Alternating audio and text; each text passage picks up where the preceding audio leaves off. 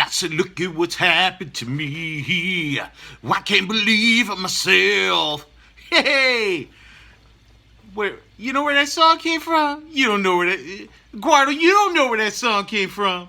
Hey, yeah. As we go in these what if questions that I've been posing over the past 2 weeks, 3 weeks, 2 weeks. It doesn't matter. Past couple weeks, we're asking the what ifs. What if this guy fought this guy? What if this person fought that person? And I fell into a little bit of a rabbit hole on YouTube. And, there's this big thing going around now with Claressa Shields and Laila Ali. And I'm like, why don't I watch some videos of their fighting and everything? And we know with Claressa Shields, two-time Olympian, I believe, only two-time gold medalist like that when it comes to boxing. You really get excited about it and see what could happen. I mean, the first thing you think about with that, though, is you run right to their age. Claressa Shields is 25. Laila Ali is 42. So, which is not much different than when Laila Ali fought Frazier, to that 8-round fight there, which I thought was amazing. You got to watch that fight if you want to, before you talk smack about Ali or any of that. Watch that fight, and you'll notice she's got some dog in her. You know what I'm saying? So, I mean, you look at Laila Ali, 24-0, had the 21 knockouts over her span of her career. Didn't really fight a lot of people.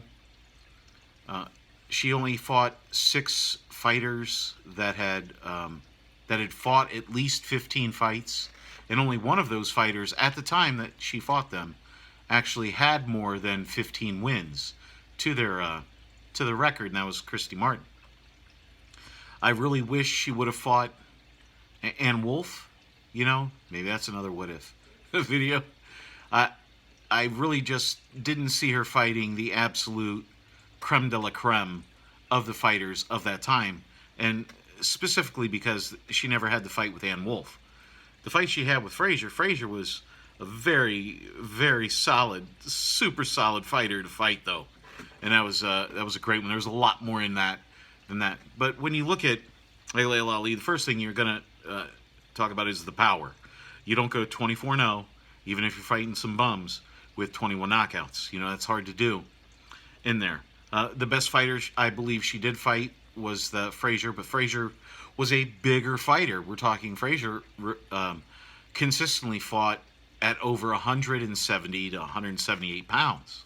So when we're talking women fighters, these are big women fighters. Laila Ali's there at 5'10". She has over 70-inch reach, and she was a super middleweight all day long. She could fight at 168. She could fight fought as high at 174 before. And you look at Claressa Shields, who is a smaller fighter. In fact, her last fight, she won the super welterweight title at 154 pounds, and she was under that. She weighed in, I think, dropped after the fight. Coming into the fight, she only weighed 157, and that was after all the rehydrating and stuff like that. And at 5'8", shorter reach as well, 68-inch reach. So you look at that. Let me get back to Ali. I get carried away with this. Excited. I would like to see this fight. I'm just saying. Hope there's money in it. And you can argue the women's division wasn't or is better now. It wasn't great back then. And I think that's still the case. I think MMA, women's MMA, has definitely risen up there, but they got Holly Holm in that. So, Holly Holm, former fighter, multiple world champion in boxing first before she went over and won in MMA the title. So, boxing is coming along. Don't get me wrong. I just think MMA has a little bit of an edge because of the way they're able to train and grapple and stuff like that with the guys, in there. She did have nice KOs over Manford, twice, and over Christy Martin. When we're looking at that, I still, again, I don't think she ever had the really big fight, and that was with Ann Wolfe. That was the Frazier fight was about as big as you were going to get because of the names. And in fact, both fathers, they were sitting in the audience, and they had a really big, huge hype. I think George Foreman's daughter was even in the audience, but that was really good. And when you notice, with Laila, I mean, she does like to keep distance. She pumps the jabs. She gets you hurt. She throws punches and bunches. Throws a lot of punches. She can be the aggressor. She will put pressure on you. She doesn't back off once she sees you're hurt. She works the head and body well. She'll go in and she'll throw the combos, and she throws to the body. So she doesn't forget about that. She is able to do all of that when you're actually watching her. She can walk you down the second she thinks she's got you hurt. And she's got the power to do it, and she's got a good chin. She can take a shot. Watch the Frazier fight. That's all I'm saying. Just watch that. You'll be like, man, she can take a punch. And she comes forward. She's got dog in her, That's something I haven't seen with any of the opponents that Shields has faced yet. She works the body, and she's what I would call a professional fighter, meaning she doesn't have a lot of the amateur boxing hang-ups of just throwing punches to score points. She's throwing punches to induce pain. You see, there's that little difference that comes over. You'll see even with Vasily Lomachenko and those guys where they're actually sitting on their punches a lot more. And I think Claressa Shields is starting to try and turn that corner, but really hasn't happened yet. But again, Laila Ali, anything you could ever want in a female fighter, and she could fight on the inside as well. She doesn't like to, but she can. Again, she's got that dog in her. 24-0. I mean, she had the O. She fought who was available, except for Ann Wolfe. Man, I would have loved to have seen that fight. Okay, let's go over to Claressa Shields. Again, we talk about the two-time Olympian being able to do all that stuff. 25 years old, 10-0. Only 2 knockouts. This jumps out massively to me. The fact that she only has 2 knockouts. She did get a knockdown in the last fight that she had with a body shot, and the person got up and was still able to fight 3.5 more rounds after that.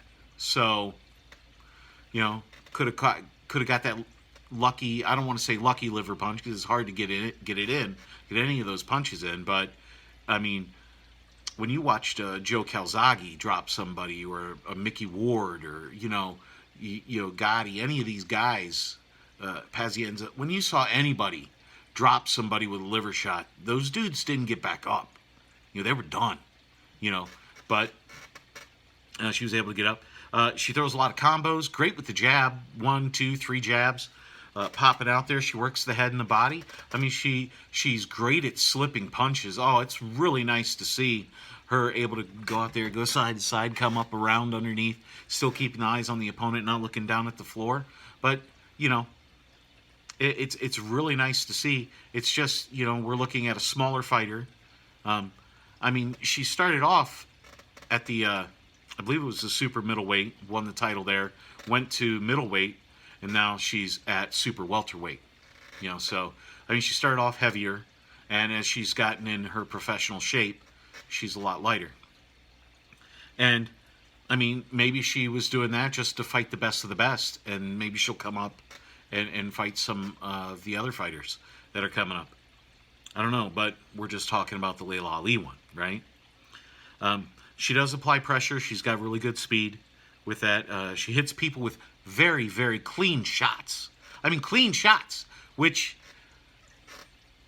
because she doesn't have power, or maybe she's still throwing amateur punches, just trying to score. She's not knocking anybody out with them. She's not throwing from the balls of her feet or the heels. I would say these are more, they would be more arm shots. Because when you hit somebody with a perfectly clean placed right hand, it usually changes them in some way, Again, as we said, the power's not there. She almost had Hammer, though. Is it Christina Hammer? In that 8th round, I believe it was. She had Hammer hurt in that. Wasn't able to finish her off, but she had 8 rounds of really good boxing in there. She probably won 6 of the 8 rounds, going into that. But But again, no knockouts at middleweight, no knockouts at the super welterweight in her last fight. Really good stamina. She's went 10 rounds the last 6 fights that she's been in. So she's got almost as many rounds in 10 bouts as Laila Ali did in 24. Think about that for a second. I mean, again, she's got the nice wins over Hammer and Habazin. That was her last fight that she had. But, you know, Habazin will still say that there's another fighter in the division hits harder. I think she was being a little jelly, being a little, you know, a little petty with that, not wanting to give Claressa Shields her due for outworking her and just beating her, you know. So, if this fight were to go down, the only thing I have a concern with is the wind of Laila Ali. Now, Laila Ali said she would not take this as like a one-off like her father did or like Larry Holmes did when he came back to fight Tyson. You remember that? Watch that. Or like when Muhammad Ali came back. You know, I think it was Trevor Berbick that he fought. Man, that's a long time ago. But, you know, she said she would take a full 8 months to train to get back into fighting shape. She is in shape. She's always ate clean. She doesn't do drugs. She doesn't drink. So at 42, and we know with nutrition and everything anymore, you know, 42 is the new 32 or something. Who knows? And fighting, I don't think that's the case. And Claressa Shields at 25 is definitely in her prime and shows she's got the win to go the full 10. But she ain't been hit by somebody like Laila Ali. So when you look at that, Laila Ali is going to be significantly bigger in this fight. I would say she'd come in anywhere from 15 to 20 pounds heavier. Like a legit 15 to 20, not just putting on fat. I mean, I think coming into that fight, Laila Ali is looking at a solid, she could be at 260 or 168 and be absolutely solid with that, whereas you would have Claressa Shields, who just fought at 153 and then rehydrated up to only 157. So, I mean, hydrated, you're talking in the 170s for Laila Ali. And I don't know if they would try to make a catch weight, if they would try to make it at a 160 or something like that. But I don't see it, since Laila Ali is where the money would be in that fight. Because she said she would only come out if it was she got $5 million. So we'll see. I mean, they've been going back and forth. I don't want to say, I don't want to give a prediction. Because you don't like to see the old ones lose, right? You know, you don't want to see that. But I don't think Claressa Shields has the power to back up Ali. And Ali, I think, has the power. And eventually, just getting hit on your arms and stuff like that, it takes something out of you. You know, because Ali throws body shots. She doesn't just throw to the head. And she's dropped many fighters with those body shots. And that was usually when they were done in. She'd hit in body, they'd fold, and she'd pound them upside the head. So I would go with a possibly a late round stoppage by Laila Ali. I don't feel right saying that. Anyway, tell me what you think in the comments below. Comment, rate, subscribe. Aguardo, you're going with Shields, aren't you? I figured. You're going with the youth over the age, right? You don't think the veteran has something for her? We'll see. Maybe we'll see. You know, that fight might be next year. Maybe never. What if, right? Anyway, keep punching. Big Ragu, I'm out.